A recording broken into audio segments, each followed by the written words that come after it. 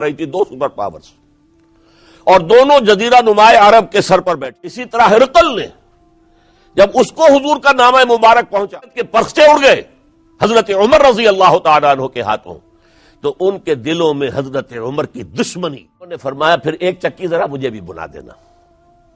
کہنے لگا آپ کے لیے تو میں ایسی چکی بناؤں گا کہ جس کی آواز دنیا بھر میں جائے گی. سب سے بڑا تو حسد تھا کہ 2000 سال سے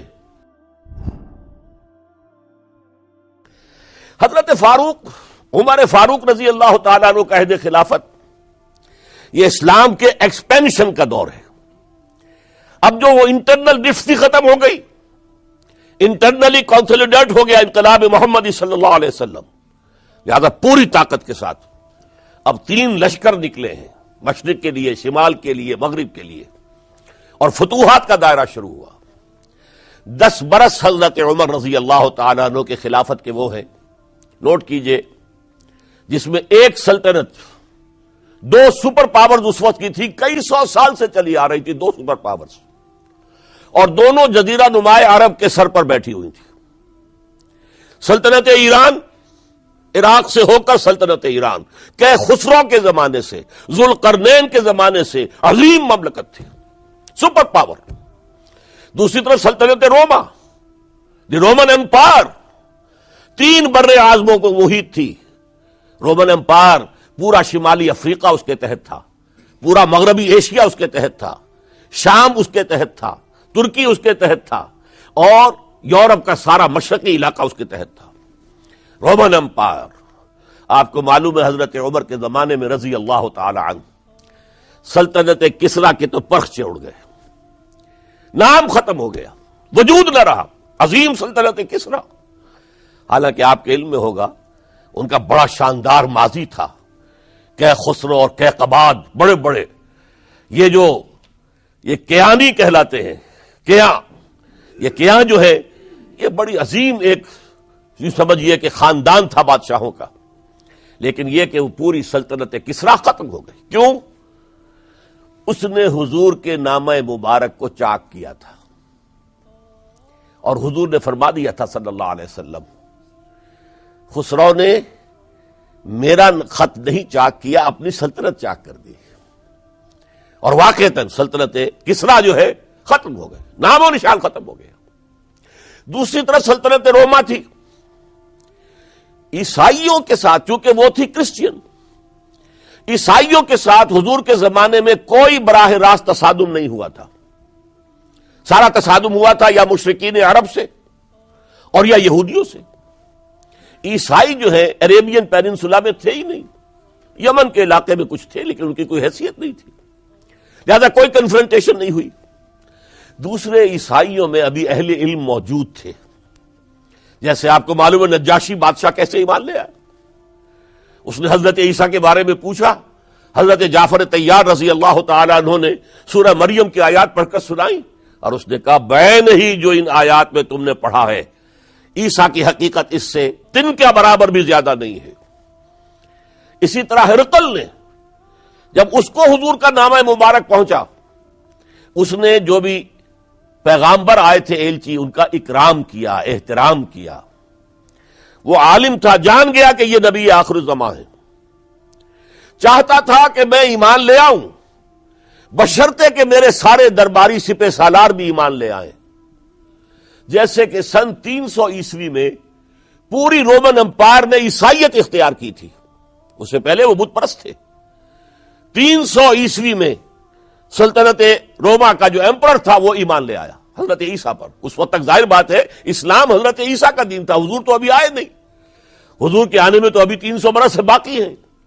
وہ عیسائی ہو گیا، پوری مملکت عیسائی ہو گئی، تو وہ نظام جو تھا حکومت کا برقرار رہا، انٹیکٹ رہا. ہرقل یہ چاہتا تھا کہ اسی طرح میری پوری سلطنت ایمان لے آئے تو میری حکومت برقرار رہے. لیکن یہ کہ اس کے جو درباری تھے اور اس کے بڑے بڑے جو سپہ سالار اور جرنیل تھے انہوں نے ریجیکٹ کر دیا، اور یہ بادشاہت کی بیڑی اس کے پاؤں میں پڑی رہ گئی. ایمان تو نہیں لایا لیکن پہچان گیا تھا حضور کو صلی اللہ علیہ وسلم. اور اس سلطنت ایک روما سے پھر آپ کو معلوم ہونا چاہیے کہ مسلمانوں نے اس کی 3 ٹانگوں میں سے 2 ٹانگیں توڑ دی، پورے شمالی افریقہ سے نکال باہر کیا، پورے مغربی ایشیا سے، یہ شام اور ترکی کا علاقہ اناطولیہ نکال دیا، اور اس کی سلطنت محدود رہ گئی یورپ کے اندر. تو یہ عظیم کام ہوئے ہیں حضرت عمر رضی اللہ تعالی عنہ کے عہد میں. اب سوچئے اس عظیم ریولوشن کا بھی کوئی کاؤنٹر ریولوشن ہونا چاہیے تھا کہ نہیں؟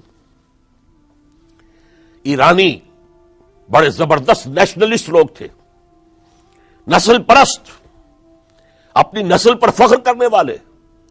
ہماری روایات عظیم ہیں، ہم کہ خسرو کے وارث ہیں. اور آپ کو معلوم ہے کہ آخری جو بادشاہ تھا رضا شاہ پہلوی، وہ چاہتا تھا کہ خسرو کے دور کی عظمت اور سطوت کو دوبارہ لے آئے. 2500 سالہ جشن اس نے منایا تھا. وہ چاہتا تھا وہی شان میری ہو جائے جو خسرو کی تھی.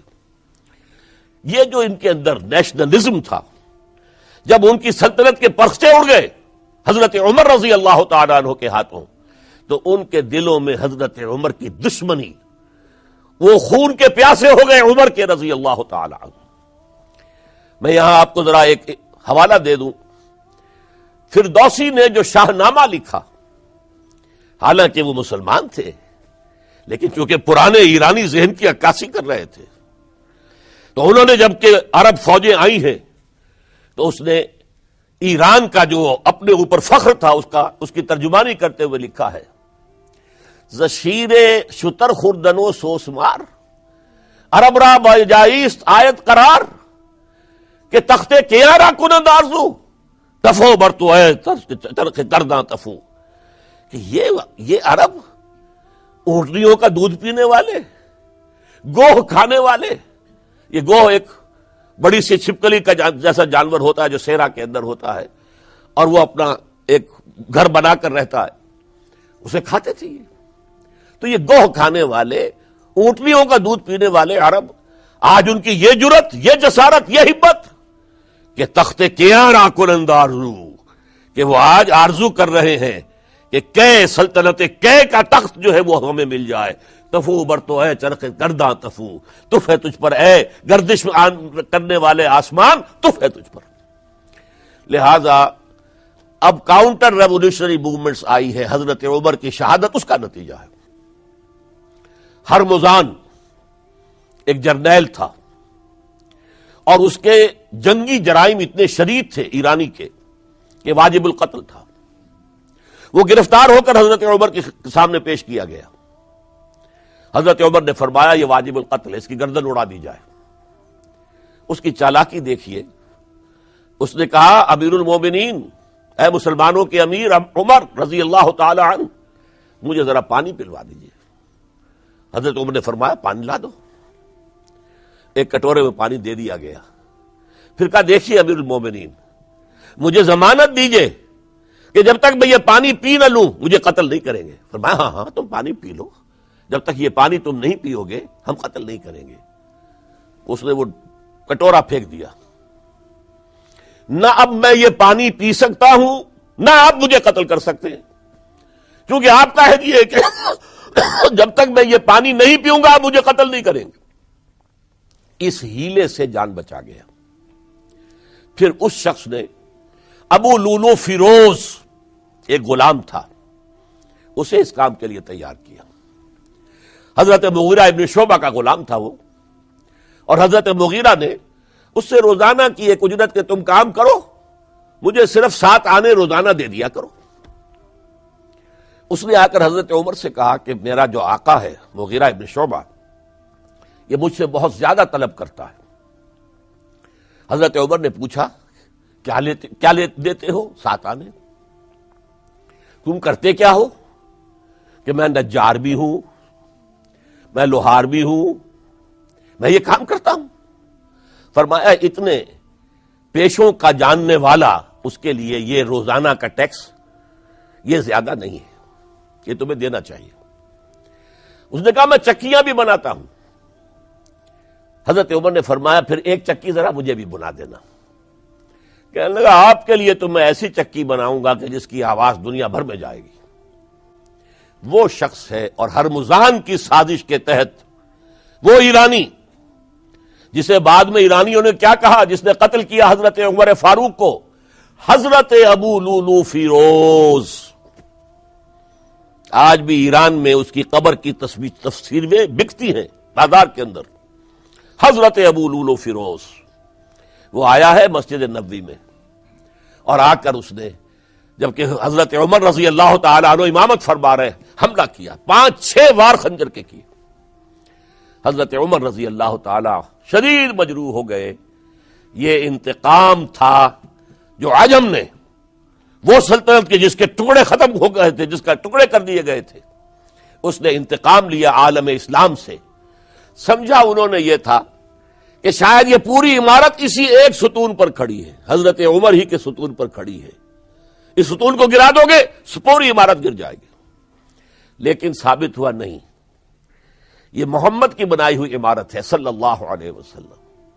یہ بہت قوی ہے، اس کی بنیادیں بہت مضبوط ہیں، کوئی ذرا سی تریڑ بھی نہیں آئی، ذرا سی تریڑ بھی نہیں آئی۔ حضرت عمر فاروق کی شہادت کے بعد حضرت عثمان رضی اللہ تعالیٰ عنہ کا دور خلافت شروع ہوا، اور جوں کا توں جو قافلہ چل رہا تھا آگے چلتا چلا گیا۔ حضرت عثمان رضی اللہ تعالیٰ عنہ کے بارے میں بہت قیل و قال ہے، ان پر تنقیدیں بھی کی، اپنوں نے بھی کی ہیں، دشمنوں نے بھی کی ہیں۔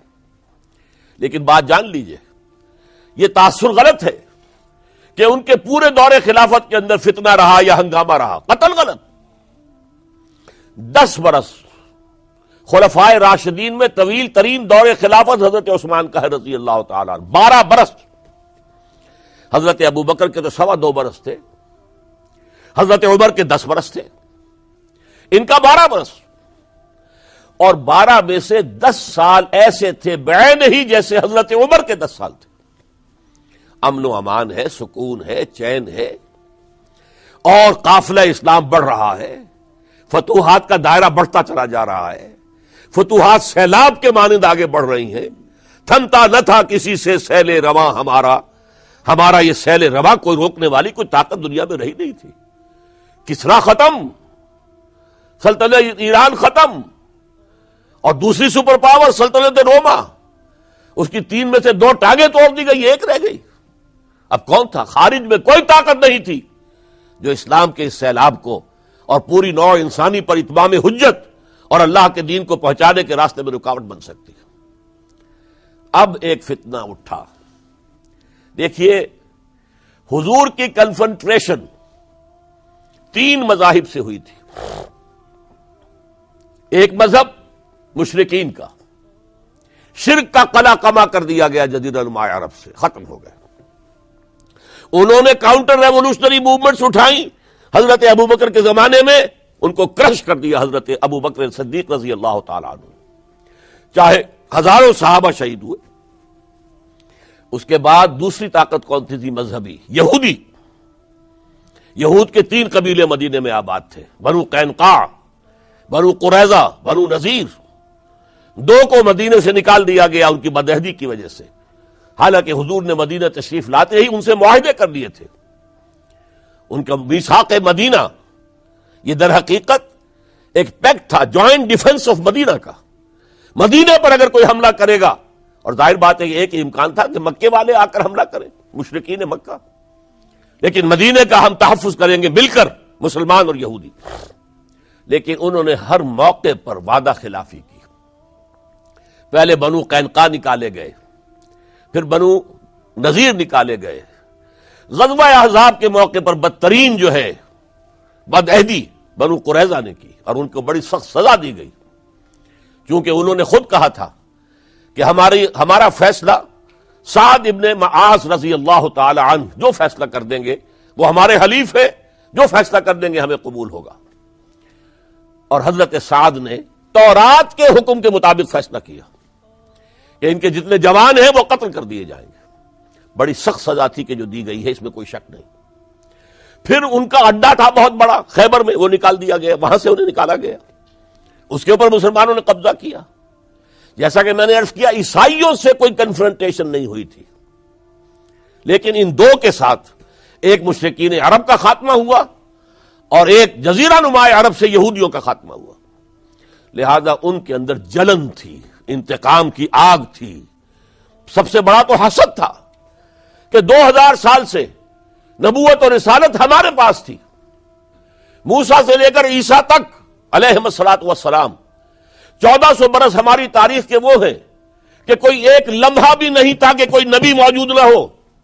نوٹ کیجئے اس بات کو، حضرت موسیٰ 1400 قبل مسیح میں اور حضرت عیسیٰ سن عیسوی کا آغاز، ان 1400 سالوں میں مسلسل نبوت بنی اسرائیل میں رہی۔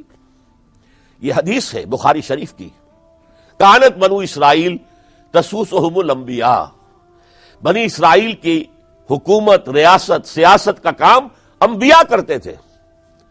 اذا ہلک نبی خلفہ نبی، جب بھی نبی کا انتقال ہوتا تھا ان کا خلیفہ دوسرا نبی ہوتا تھا۔ یہ چین ٹوٹی نہیں، 1400 برس آپ کو معلوم ہے۔ حضرت داؤد بادشاہ بھی ہے، خلیفہ بھی ہے، نبی بھی ہے، ان کے بیٹے حضرت سلیمان بادشاہ بھی ہے، نبی بھی ہے، خلیفہ بھی ہے۔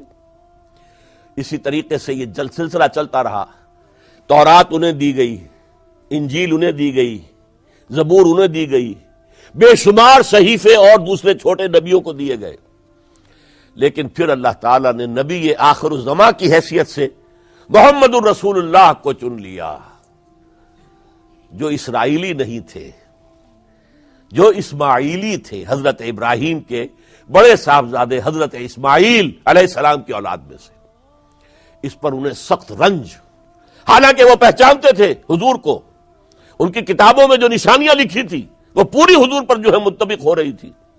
قرآن کہتا ہے یعرفونہ کما یعرفون ابناہم، وہ ایسے پہچانتے ہیں محمد کو صلی اللہ علیہ وسلم جیسے کہ اپنے بیٹوں کو پہچانتے، لیکن انہوں نے نہیں مانا۔ بدترین دشمن، حسد کی آگ میں جلنے والے، اور آج تک وہی معاملہ ہے، ان کی نیچر تبدیل نہیں ہوئی ہے۔ اب جو کچھ قیامت صغریٰ آنے والی ہے مڈل ایسٹ میں، عراق پر حملے کے بعد جو کچھ ہوگا، اس سب کی سازش کس نے کی ہے؟ یہود نے۔ یہ ساری اسرائیلی سازش ہے۔ بہرحال یہ علیحدہ بات ہو جائے گی۔ اب انتقام یہودیوں کا آیا۔ یہودیوں کو یہ معلوم تھا ہم تعداد میں اتنے کم ہیں اور ڈسپرسڈ ہیں۔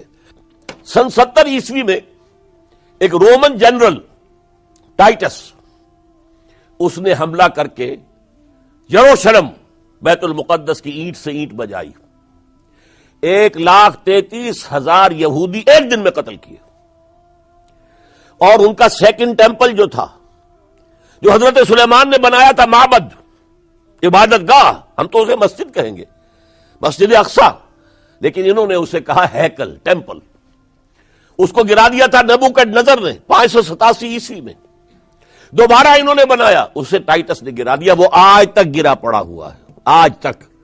صرف ایک دیوار اس کی سلامت ہے، جسے وہ ویلنگ وال کہتے ہیں، وہاں جا کر ماتم کرتے ہیں، روتے ہیں، پیٹتے ہیں۔ اور اس کو اس وقت سے نکال دیا گیا یہودیوں کو، نکل جاؤ فلسطین سے، بھاگ جاؤ یہاں سے، دفع ہو جاؤ۔